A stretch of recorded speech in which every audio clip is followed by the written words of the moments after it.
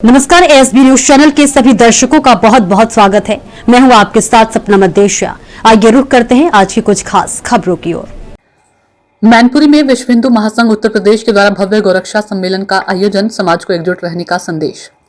जनपद मैनपुरी में विश्व हिंदू महासंघ उत्तर प्रदेश के तत्वाधान में एक भव्य गौरक्षा सम्मेलन का आयोजन किया गया। सम्मेलन का उद्देश्य गौमाता की सेवा, संरक्षण एवं समाज में नैतिक मूल्यों के संवर्धन का संदेश देना रहा। कार्यक्रम में क्षेत्र के अनेक गणमान्य पदाधिकारी, सामाजिक कार्यकर्ता एवं स्थानीय नागरिक उपस्थित रहे।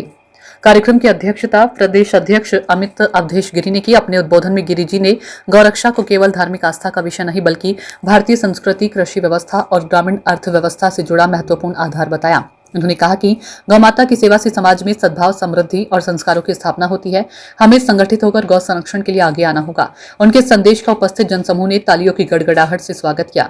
सम्मेलन में प्रदेश महामंत्री सोमेश कुमार तिवारी ने संगठन की आगामी योजनाओं और गौशालाओं के सुदृढ़ीकरण पर प्रकाश डाला। उन्होंने युवाओं से अपील की है कि वे सामाजिक जिम्मेदारियों को समझते हुए गौ सेवा और सांस्कृतिक जागरूकता अभियानों से जुड़े। कार्यक्रम में प्रमुख रूप से उपस्थित पदाधिकारियों में नितेश शर्मा, अंकुश कुमार तिवारी, शिव प्रताप सिंह, राहुल गुप्ताचार्य, वीना पांडे, दिलीप हिंदू, चंदू दादर सहित अन्य कार्यकर्ता शामिल रहे। सभी पदाधिकारियों ने एक स्वर में कहा कि मैनपुरी क्षेत्र में गौरक्षा को लेकर जागरूकता अभियान चलाया जाएगा तथा जरूरतमंद गौशालाओं को हर संभव सहयोग प्रदान किया जाएगा। सम्मेलन के दौरान वक्ताओं ने सामाजिक एकता, सांस्कृतिक मूल्यों की रक्षा और राष्ट्रहित में कार्य करने का आह्वान किया। कार्यक्रम शांतिपूर्ण एवं सुव्यवस्थित ढंग से संपन्न हुआ, जिसमें बड़ी संख्या में लोगों की सहभागिता रही। अंत में आयोजकों ने उपस्थित सभी अतिथियों और नागरिकों का आभार व्यक्त किया और ये संकल्प लिया कि गौरक्षा एवं समाज सेवा के कार्य निरंतर जारी रहेंगे। भैया एक मिनट और चीज़ और बना ले। आज कार्यक्रम था और क्या संदेश दिया आपने कार्यक्रम में? यह कार्यक्रम गौमाता की सेवा, सम्मान, संवर्धन का था, हिंदुत्व के जन जागरण का था। जैसा कि आप बैनर में पढ़ेंगे, गौमाता की सेवा से लेकर हिंदू कुल के उत्थान तक, गौमाता की सेवा करने के लिए, गौमाता का सेवा, संरक्षण, संवर्धन करने के लिए हिंदू कुल का उत्थान होना बहुत ज़रूरी है। हिंदू कुल की जन जागृति बहुत ज़रूरी है। हम हिंदुओं को यह समझना होगा कि हमारी जड़ों में समस्या कहाँ है। गौ माता हमारे लिए, गौ माता की सेवा हमारे लिए समस्या कब से बन गई और क्यों बन गई? हम जब तक अपनी जड़ों के लिए काम नहीं करेंगे, अपनी मूल समस्याओं के लिए काम नहीं करेंगे, तब तक गौ माता की सेवा वास्तविकता में होना या उनका संरक्षण वास्तविकता में होना या ज़मीनी तौर पे होना, ये नामुमकिन है।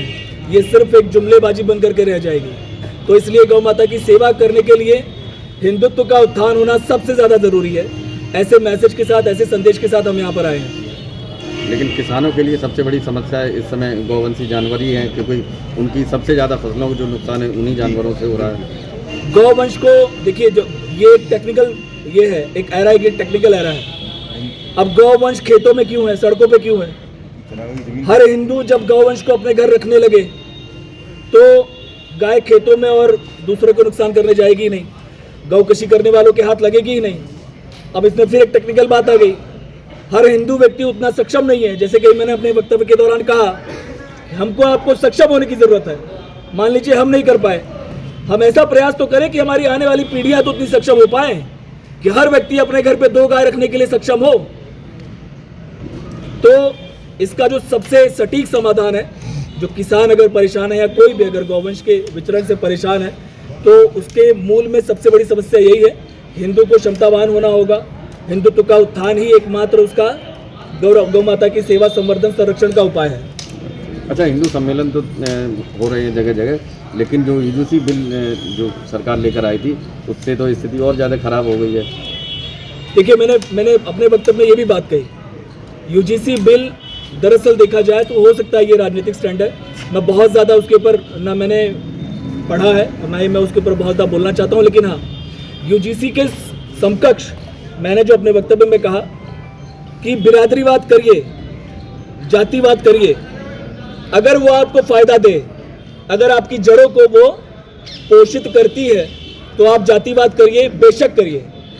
मैं अगर ब्राह्मण हूँ, मैं अगर ठाकुर हूँ, मैं अगर वैश्य हूँ, मैं अगर SC ST OBC हूँ और मेरे समाज का लड़का अगर रोजगार नहीं पा सकता, मेरे समाज का लड़का अगर पढ़ाई नहीं कर पा रहा है और उसके बाद मैं अपने जातिवाद का झंडा लेकर के नारा लगा रहा हूँ, जातिवाद का नारा लगा रहा हूँ, तो मुझे लगता है कि मेरे से बड़ा मूर्ख कोई नहीं है, मुझसे बड़ा मूर्ख कोई नहीं है। अगर मेरी आस्था मेरी बिरादरी में, मेरी जाति में है, तो सबसे पहले मेरी जाति के लोगों को मेरी मदद करनी होगी या मैं उनकी मदद करूंगा।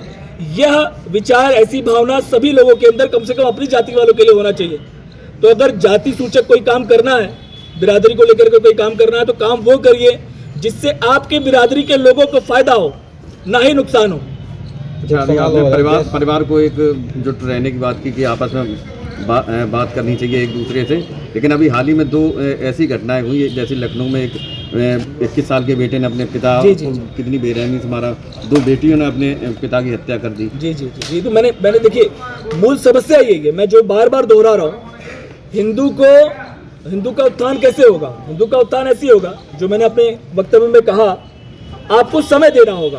आपने जिन 2 प्रकरणों की बात करी, फोन किसी का गिर गया यहाँ पे, आपने जिन 2 प्रकरणों की बात करी, वो 2 प्रकरण ऐसी मानसिकता के शिकार लोग ने ही किया है। अगर जो पिता पुत्र की आप बात करें, लखनऊ वाला जो प्रकरण है, अगर पिता पुत्र में उस प्रकार का सामंजस्य, स्नेह और भरोसा होता, अगर पिता पुत्र की भावनाओं को समझता और पुत्र पिता की भावनाओं को समझता, वह दोनों परस्पर एक दूसरे के साथ समय बिताते, तो मैं एकदम श्योर हूं और इस चीज को मैं गारंटीड कह सकता हूं कि कभी भी कोई पुत्र पिता के प्रति और कोई पिता अपने पुत्र के प्रति इतना जघन्य अपराध है, ऐसी सोच कभी नहीं रख सकता। एक सवाल और है मेरा, सरकार लाखों करोड़ों रुपए खर्च करके जगह जगह गांव में गौशालाएं खुलवाएंगी जी, लेकिन अगर वास्तविक स्थिति देखी जाए गौशालाओं के अंदर, तो सबसे ज़्यादा गौवंशों की स्थिति गौशालाओं के अंदर ही खराब है। ठीक है, मैं इसको, जो आपने प्रश्न किया है, आप खासकर पत्रकार लॉबी की जो दृष्टिकोण जो रहता है, इसमें सरकार की कमी है। सही कह रहा हूं मैं? नहीं बोलोगे? ठीक है। ज्यादातर पत्रकार लॉबी कहती है कि इसमें सरकार का दोष है, सरकार की कमी है, सरकार की लापरवाही है, गौशालाओं में गौवंश की इतनी बुरी स्थिति है। वास्तविकता में ये हिंदू समाज की लापरवाही है। मैं एक बात कह रहा हूं, क्या एक गौशाला में सभी गौवंश क्या बिना उपयोग के होती हैं? ऐसा तो होता होगा ना कि 100 गाय में से 10 गाय दूध देती होंगी। कौन सा ऐसा हिंदू है जो कह रहा है कि नहीं यार, अगर मेरे नजदीकी गौशाला में अगर दूध देगी तो मैं दूध वहीं से लूंगा, मैं महानंदा का मैं और फलाने ढिमकाने का पैकेट वाला दूध लेने नहीं जाऊंगा? कोई ऐसा हिंदू सोच रहा है? नहीं सोच रहा। नहीं। देखिए, सरकार ने गौशालाएं बनाई है हिंदू समाज की कमियों को छुपाने के लिए, ये बात एकदम स्पष्ट है। गौशालाएं अगर हमारे आपके क्षेत्र में बनी है तो ये हमारे आपकी समाज की कमियों को छुपाने के लिए सरकार ने गौशालाएं बनाई हैं। और इस बात को जब, इस दृष्टिकोण को जब आप एक्सेप्ट कर लोगे तो आपको समझ में आ जाएगा कि करना क्या है, उसका उपाय क्या है। बहुत बहुत धन्यवाद। तो आज की खास खबरों में फिलहाल इतना ही। कल फिर मिलेंगे कुछ और बड़ी खबरों के साथ। इजाजत दीजिए, नमस्कार।